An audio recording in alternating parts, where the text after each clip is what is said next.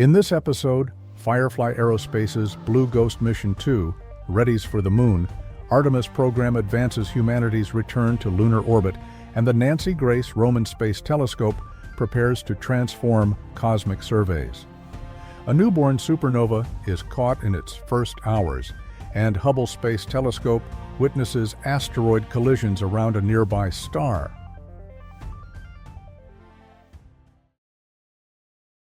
Engineers at NASA Jet Propulsion Laboratory are testing the next generation of commercial lunar spacecraft as part of preparations for upcoming moon missions. In October, a full-scale engineering model of Firefly Aerospace's Blue Ghost Mission 2 lander was assembled and tested inside JPL's historic Environmental Test Laboratory in Southern California. The spacecraft stack, consisting of the Blue Ghost lunar lander mounted atop Firefly's Elytra dark orbital vehicle, was subjected to intense vibration and acoustic tests designed to simulate the violent forces of rocket launch. Using shaker tables and high-powered acoustic chambers capable of producing sound levels up to 153 decibels, engineers verified that the structure could withstand the stresses of liftoff aboard a SpaceX Falcon 9 rocket. The facilities, originally built in the 1960s to prepare spacecraft, such as the Voyager probes, have since tested dozens of robotic missions, including Perseverance and Europa Clipper. Now that legacy is supporting commercial partners under NASA's Commercial Lunar Payload Services Initiative and the broader Artemis program campaign. Blue Ghost Mission 2 is scheduled to launch as early as 2026, delivering scientific payloads to the moon's far side and deploying a communications satellite into lunar orbit. The mission builds on Firefly's successful lunar landing earlier this year and marks another step toward sustained human and robotic exploration of the moon. Astronomers witness a star explode in real time. In a rare and dramatic cosmic event, astronomers have watched a star explode at the very moment the blast tore through its surface, something never seen before in such detail. Using the European Southern Observatory's Very Large Telescope, scientists captured the earliest visible shape of a supernova explosion just hours after it began. The discovery was published this week in Science Advances. The event, known as SN 2024 GIGI, occurred in the nearby galaxy NGC 3621, about 22 million light-years away, close by in astronomical terms. The supernova was first detected on April 10, 2024.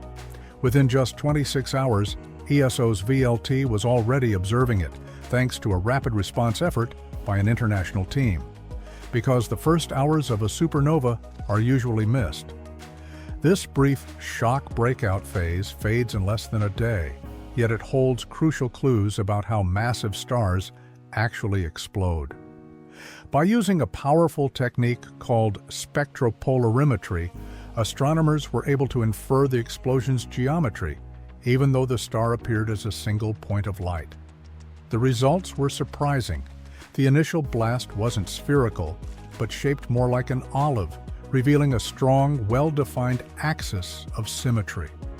The dying star was a red supergiant, about 12 to 15 times the mass of our Sun, and 500 times larger in radius, a textbook example of a massive star ending its life. The findings allow scientists to rule out several existing supernova models and refine others, bringing us closer to understanding how these cosmic explosions truly work. Beyond the science, this discovery is also a testament to speed, global collaboration, and cutting-edge technology, showing that when astronomers act fast, the universe can reveal its secrets in real time. That's one of the biggest stories in space this week.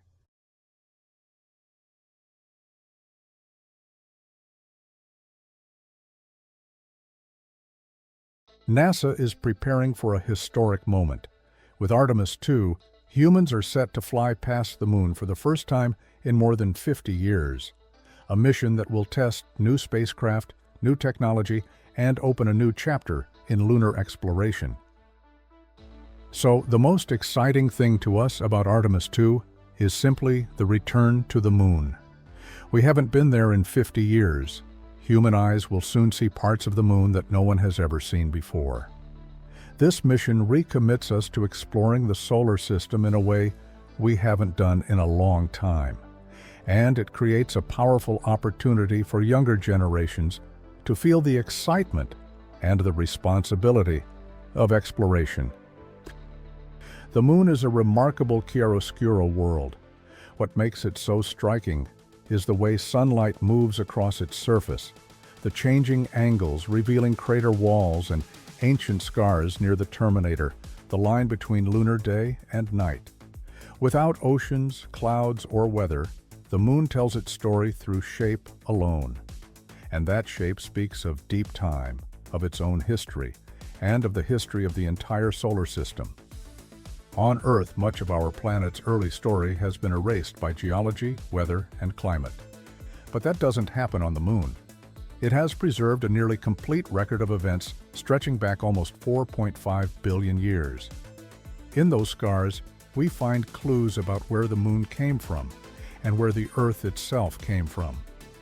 Some of what is hidden deep beneath Earth's crust has been excavated and laid bare on the lunar surface by countless impacts. Artemis represents our return to the moon after half a century away. The first priority of Artemis is science. But just as important is learning how to sustain a human presence on another world, first on the moon and eventually as a stepping stone to Mars and beyond. Artemis 2 will not land. It is a flyby mission designed to test every system needed for deep space travel. Much of this technology is entirely new, and before we go farther, we must be certain it works. As the spacecraft sweeps past the moon, the astronauts will look out the windows at regions no human has ever seen directly. Flying higher than Apollo missions ever did, they will see the entire lunar disk at once, including areas near the North and South poles that remained hidden during Apollo. What they see will depend on lighting conditions we won't fully know until launch day, but we can practice. Visualizations allow us to simulate these lighting scenarios, helping mission planners choose observation targets and train the crew. The astronauts have already been studying these visualizations, looking through camera lenses, practicing how to frame and capture the moon as it passes below them. This is a map of the moon's surface, showing what Apollo astronauts could see in sunlight during their orbits. The brighter regions were visible to them. The darker areas, stretching farther north and south, were either in darkness or beyond their horizon. Apollo missions orbited at roughly 110 kilometers above the surface. At that altitude, the horizon was close, and large regions, including the lunar poles, remained out of sight. Among those hidden features was one of the moon's most extraordinary structures, Orientale. Orientale is a massive impact basin about 650 kilometers wide, marked by multiple concentric rings, like ripples frozen in stone. Its center is filled with dark basalt lava, similar to the lunar Maria we see from Earth. Because much of it lies toward the far side of the moon, it was never seen directly by Apollo astronauts. Seeing it with human eyes, picking out subtle details robotic cameras might miss, is one of the mission's great goals. One photographic target sits high on everyone's list, the Earth rising beyond the moon's horizon. During Apollo 8, on their fourth orbit, the crew turned their spacecraft and witnessed something entirely unexpected. Oh my God, look at that picture over there. There's the Earth coming up. Wow, is that pretty. Hey, don't take that, it's not scheduled. You got a color film, Jim? Hand me a roll of color quick. Oh man, that's great. Where is it? Quick.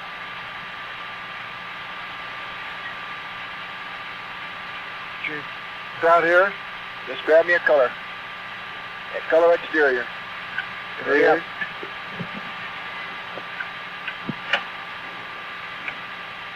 Got one?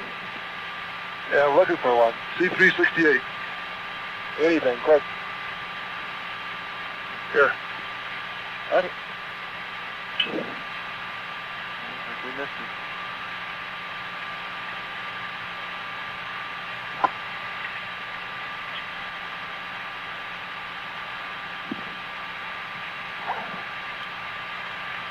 Hey, I got it right here. Let me get up. This is a lot clearer. Bill, I got it framed. It's very clear right here. You got it? Yep. Take several. Take several of them. Here, give it to me. Wait a minute. Let me just get the right setting here. Now, just calm down, Bubble. Well, I got it right. Oh, that's a beautiful shot.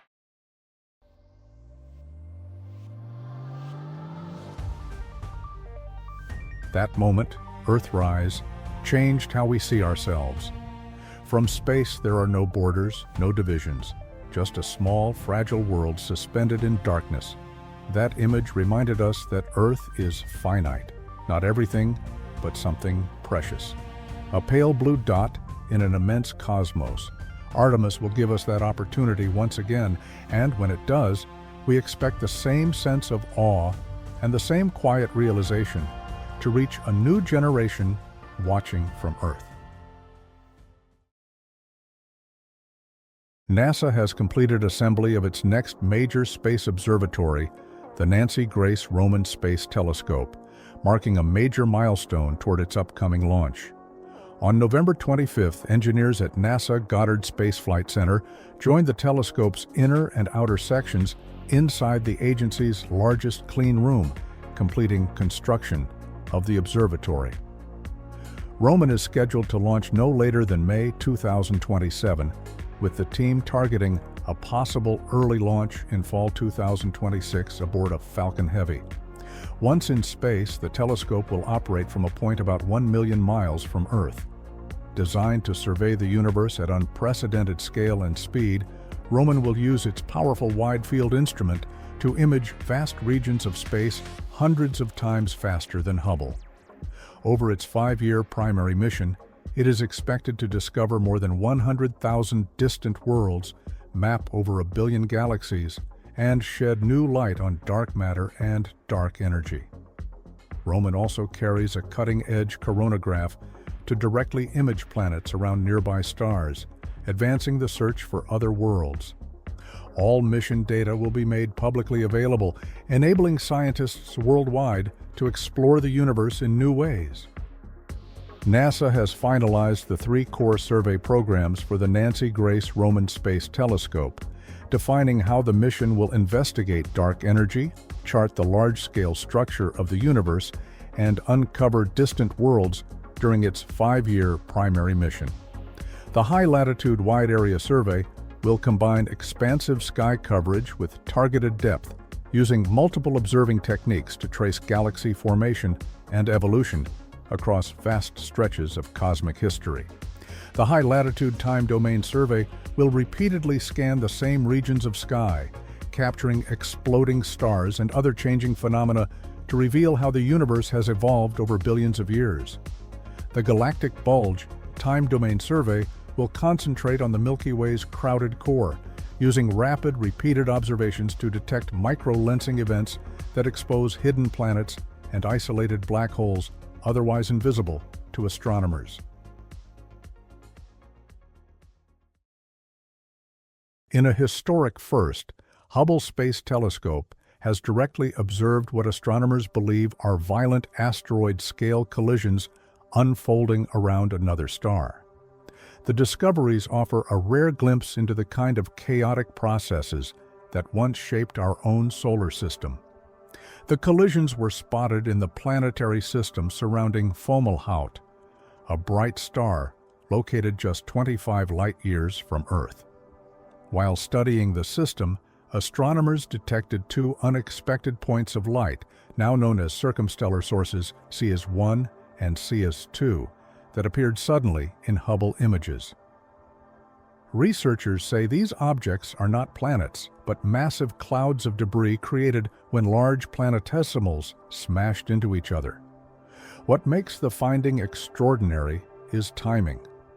Previous models suggested such collisions might occur once every 100,000 years.